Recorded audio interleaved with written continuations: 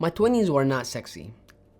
Let me explain. Our 20s are seen as the decade of trial and error. It's when most of us find a job, live in our own, find a partner, and if we're lucky, live long enough to reflect on it all. And it's easy for us to turn 30 like I did this year and look back at our 20s and just list the things that we regret or the things we did not accomplish. And I think this is because we are hardwired as humans to see life as with a cup half empty.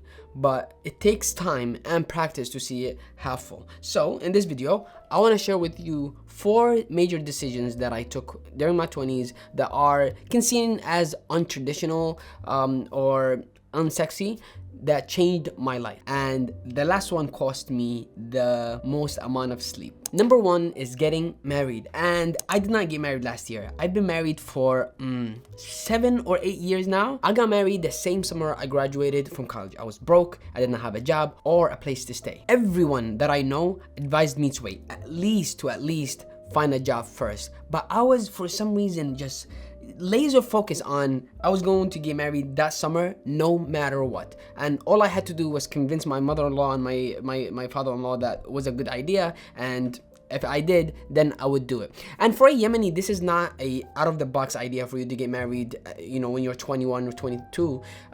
There are Yemenis who get married even earlier. My dad got married when he was a teenager. I think he was 18 or 19. It's not untraditional, it's not out of the box, but for a Yemeni who lives in the United States who went to college, is not that common. The backstory is, at the time I was already engaged to a girl that I went to high school with, and I just thought it was time, but I had 3 main challenges. First is convincing my mother-in-law it was a good idea to get married while broke and did not have a job. Second is to actually find a job. Third is to find a place to live in New York City. As for my mother-in-law, I visited her before I graduated and I told her the idea, and she said no, absolutely not. I had to find a job first, then we can talk about the timeline. If I land a job before that, then she would allow it. I promised her that I would, and then that was the deal. I did not depend on my degree to get a job. I was an engineer, I wasn't a doctor, I was not gonna become a lawyer. So I went to get my TLC license, which is the taxi driving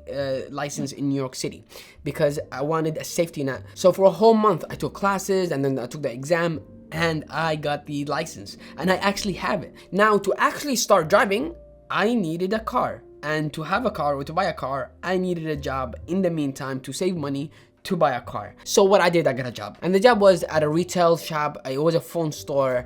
I actually used to work for them when I was in high school after school, and then I came back after college. As for the third challenge, which is finding an apartment, I found an apartment literally a week before the wedding day, and it was like an apartment on the 6th floor of somewhere in the Bronx, 1 bedroom, and I was paying, I think, $1,100, which was very cheap for Bronx standards or for New York City standards. In July 2017, I got married, worked at a phone store, and lived in an apartment in the Bronx for $1,100.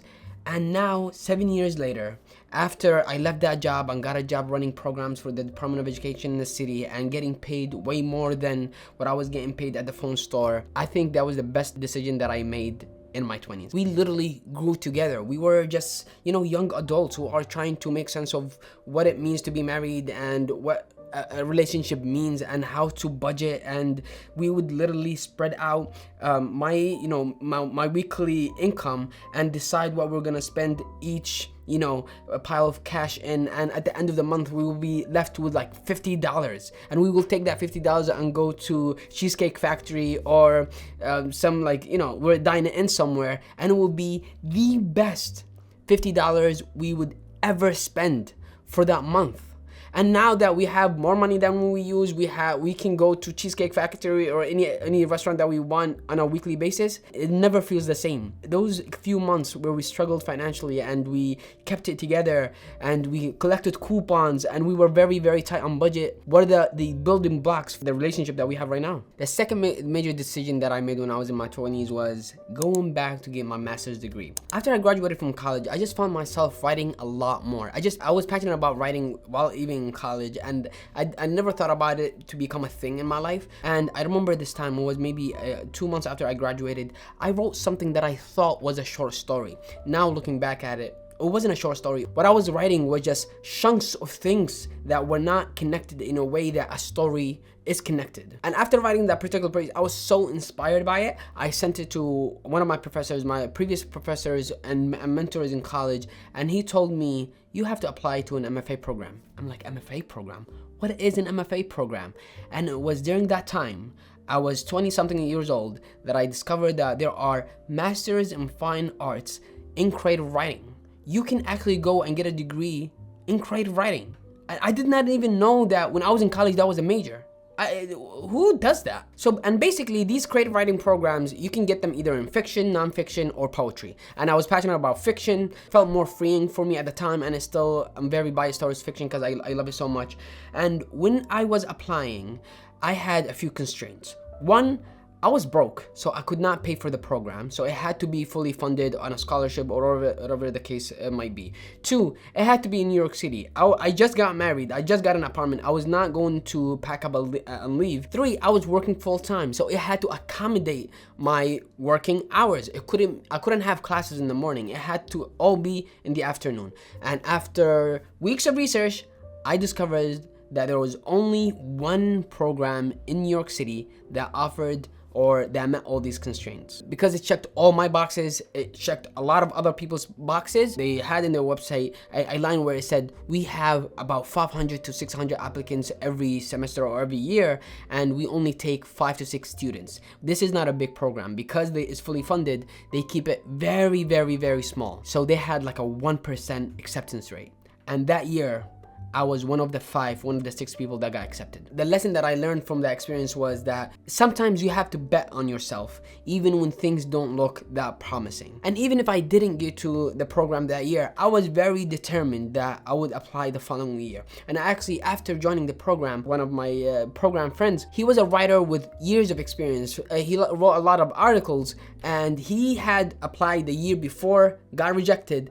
Then the year we joined the program together, he applied again, and then he got accepted. And I had that mentality before even joining. I was gonna apply and apply and apply to that same program until they accept me. The third major decision that I made during my 20s that I'm proud of: start this YouTube channel.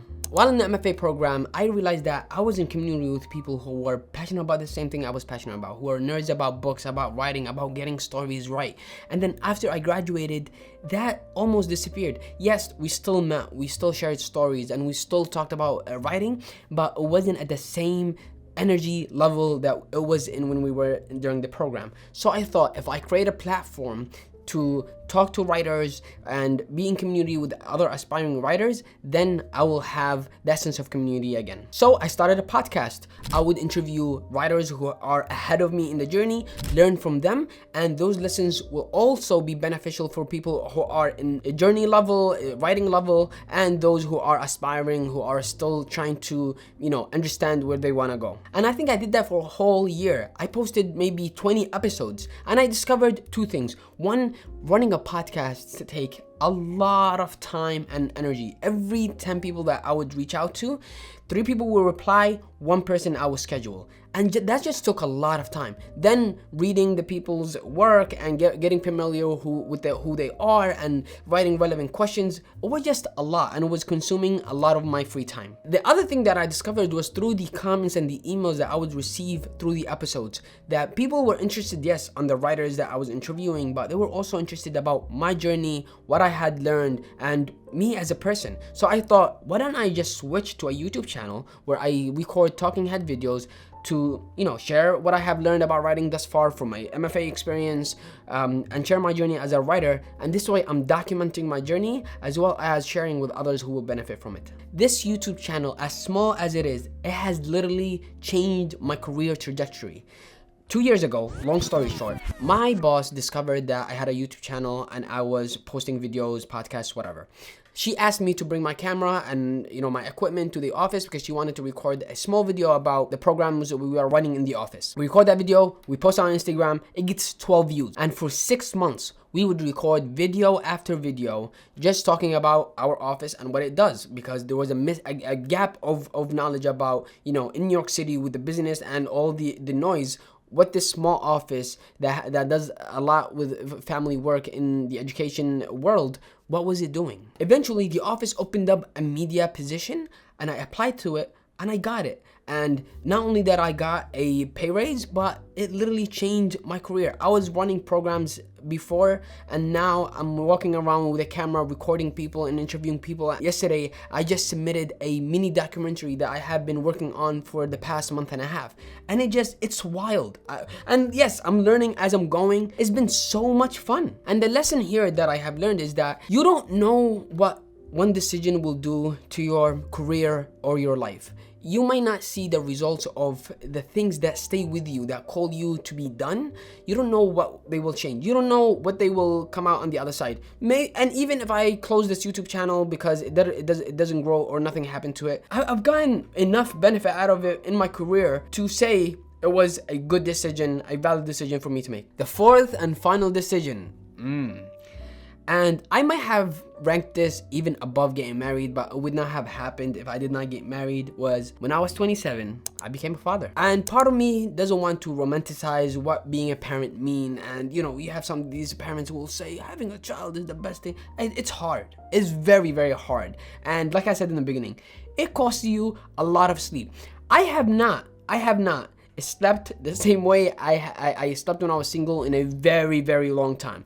My nights are still being interrupted until this day. My daughter is 3, and we still have interrupted sleep because she wakes up in the middle of the night. Now she gets nightmare, and each stage is different. But what being a father means to me, or what being a father has sort of did to me, was it changed the way I see life.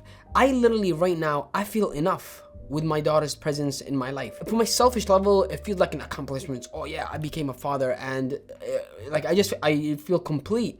But at the same time, there is this being who I'm taking care of, who I'm raising, and I'm responsible for. But also the way I make decisions now is not only solely about myself or my own benefit. Now I have to think about where is the best place for me to live so that my daughter goes to a good school.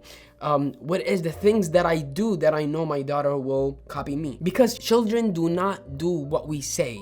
Children do what we do. So it also made me think of how can I become a better person with my habits, the way I manage my time, the way I treat my parents, the way I treat my wife, and the way I just overall as a person, because I want her to grow up and see a father that she wants to be like. So when you become a parent, your priorities change. The way you look at time even changes. I no longer have that time where I used to spend writing and reading and doing side projects. I have a lot more limited time because now I have to come back to work, and I don't come back to a quiet apartment. I can do anything on the side. I come back to a child who all she wants is to play. Literally, this is how they communicate love. This is how they communicate. This is how they learn, is through play. And play will happen. I'm not gonna go inside my office and close it and record the YouTube video while she's demanding for my attention outside. It's just not gonna happen. And you also have a bigger sense of purpose. And in those cloudy days where you feel like you are worthless and you have done nothing in your life, which visits all of us, you know that now you live for a bigger purpose. That this world isn't solely material, isn't about just a better career, a better job, a better pay, a better house, a better neighborhood. It's something more. Now you have a person who is growing up between your hands that you want to pass values, knowledge, and everything that makes you you. And you can't shape them really because they are, even as little as 3, they are their own person. They have their own mental thumbprint that makes them them. And in closing, I think life is not a zero-sum game. It's not either or. We're gonna have regrets in our life. We're gonna have aspirations and January lists that we're not going to accomplish. It is bound to happen. I think the worst kind of regret is the one that comes out of procrastination or us not trusting that we can try things even if they don't work. And those I assume and also experience the worst. Like the Chinese proverb says, the best time to plant a tree was 20 years ago. The next best time is today. So I would love to know, if you are in your 20s, what accomplishments, decisions, things that you hope to see in the next 5 to 10 years for yourself. And if you are 30 or above, then please share the things that you are proud of from your 20s. Comment below. In the meantime, take care.